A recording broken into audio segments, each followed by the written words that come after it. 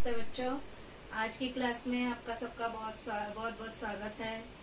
आज हम पहला पाठ ही कंटिन्यू करेंगे, अनुवांशिकता और उत्क्रांति। इसमें उत्क्रांति के प्रमाण हम पढ़ रहे थे, हमने 3 प्रमाण पढ़े। अब चौथा प्रमाण है जीवाश्म विज्ञान संबंधी प्रमाण या जीवाश्म विज्ञान। उत्क्रांति की प्रक्रिया के लिए जो है जीवाश्म जो है वो जीवाश्म विज्ञान संबंधी प्रमाण जो है प्रदान करता है।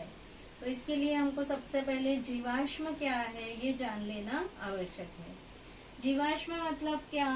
करोड़ों वर्ष पूर्व जो है वनस्पति प्राणी जो है, भूकंप हुआ, बाढ़ आई, फिर ज्वालामुखी आए, ये सारी आपत्तियों के कारण सजीव जो है जमीन के अंदर, वनस्पति और प्राणी जमीन के अंदर दफन होते चले गए।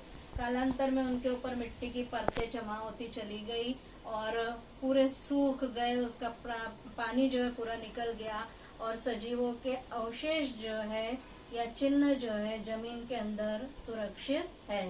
यही जो है क्या है, जीवाश्म कहलाते हैं, है ना। करोड़ों वर्ष पूर्व जो वनस्पति प्राणी विभिन्न जो आपत्तियां आई, बाढ़ है, भूकंप है, ज्वालामुखी है, इसके कारण जमीन के अंदर दब गए और फिर जो है इनके अवशेष या चिन्ह जो है जमीन में सुरक्षित है, यही जीवाश्म है। अब जीवाश्मों का अध्ययन जो है उत्क्रांति के अध्ययन का एक महत्वपूर्ण भाग है।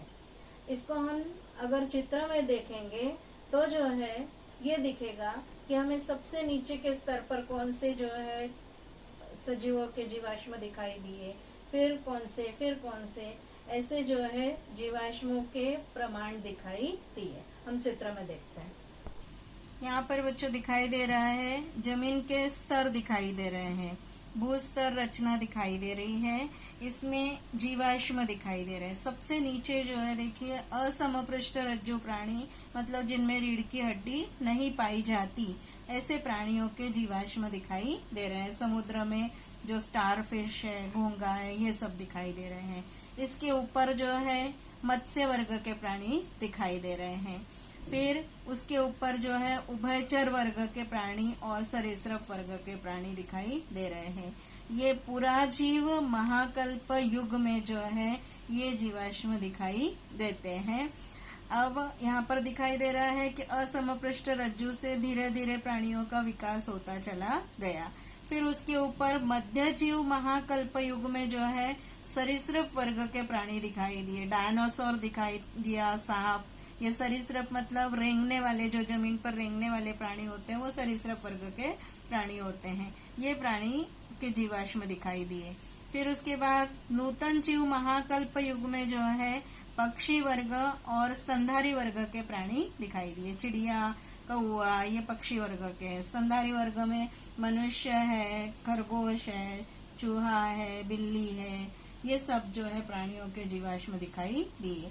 मतलब यहाँ हमें क्या दिखाई दे रहा है, असमपृष्ठ रज्जु प्राणियों से धीरे धीरे समपृष्ठ रज्जु प्राणियों का उद्गम होता हुआ दिखाई दे रहा है। इसके बाद बच्चों हम पढ़ेंगे कार्बन आयु निर्धारण पद्धति। ये कार्बन आयु निर्धारण पद्धति द्वारा जीवाश्म की सटीक आयु ज्ञात की जा सकती है। कार्बन आयु निर्धारण पद्धति द्वारा क्या किया जा सकता है, जो जीवाश्म प्राप्त हुए हैं इनकी सटीक आयु ज्ञात की जा सकती है। मतलब कितने वर्ष पूर्व के ये जीवाश्म है, इन प्राणियों की मृत्यु कितने वर्ष पहले हुई है, ये ज्ञात किया जा सकता है। ये कार्बन आयु निर्धारण पद्धति की खोज जो है सबसे पहले विलार्ड लिबी नामक वैज्ञानिक ने की थी। ये प्रश्न पूछा जाता है। 1954 में जो है विलार्ड लिबी नामक वैज्ञानिक हुए, इन्होंने जो है कार्बन आयु निर्धारण पद्धति दी।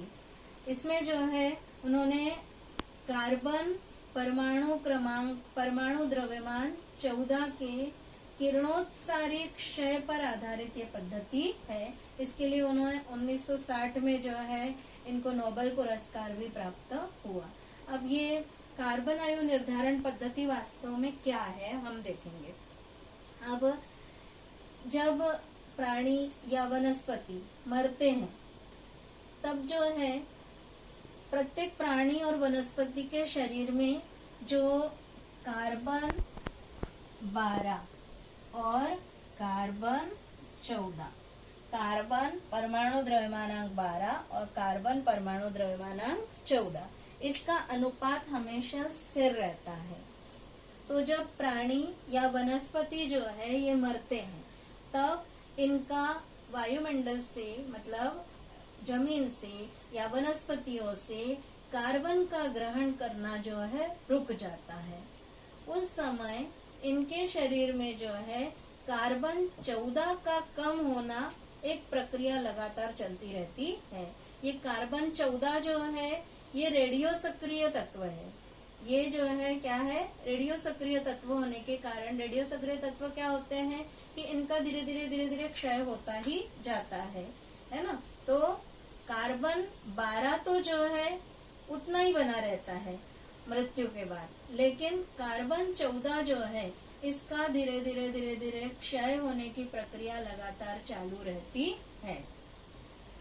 तो किसी वनस्पति या प्राणी के मृत्यु के बाद जो है कार्बन 14 की सक्रियता और कार्बन 14 तथा कार्बन 12 का अनुपात ज्ञात करके जो है पूरी कालावधि का मापन किया जा सकता है। इसे ही जो है कार्बन आयु निर्धारण कहते हैं।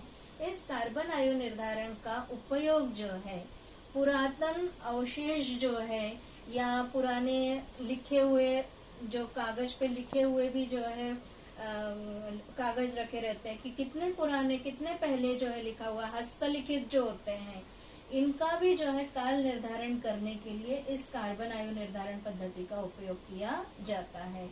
इस तकनीक द्वारा जो है जीवाश्मों की जो काल मर्यादा भी निश्चित करके काल गणनानुसार जो है इसको एक परिच्छेद में बिठाया जाता है और सजीवों की मृत्यु कितने वर्ष पूर्व हुई है या हस्तलिखित कितने वर्ष पूर्व का है, ये गणना करके जो है ज्ञात किया जा सकता है। इस प्रकार जो है इस कार्बन आयु निर्धारण पद्धति द्वारा भी जो है उत्क्रांति का प्रमाण मिलता है।